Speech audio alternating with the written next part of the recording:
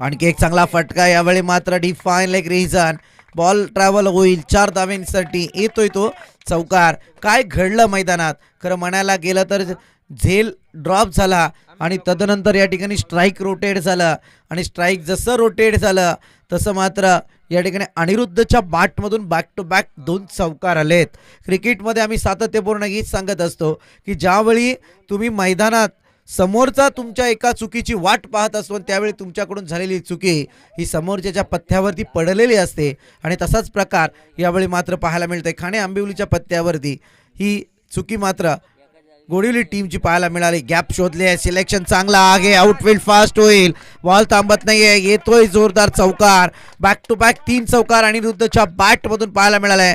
जीवदान मिळालं ते प्रणवला, परंतु इथे फायदा उचललाय अनिरुद्ध या बॅटरने. बॅक टू बॅक 3 चौकार आले. संधीचं सोनं कसं करावं हे आता मात्र या बॅटरकडून पाहावं लागतंय.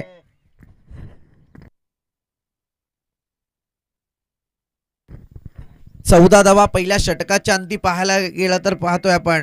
पहिल्या 2 बॉलवरती सिंगल आली होती खरं म्हणायला गेलं तर. तिसऱ्या बॉलवरती जो झेल ड्रॉप झाला प्रणय नावाच्या या खेळाडूचा, तदनंतर स्ट्राईक रोटेट झालं आणि अनिरुद्ध स्ट्राईकवरती येत असताना बॅक टू बॅक 3 चौकार. चौकार हॅट्रिक सुद्धा मला वाटतं आजच्या स्पर्धेतली पहिली चौकार हॅट्रिक.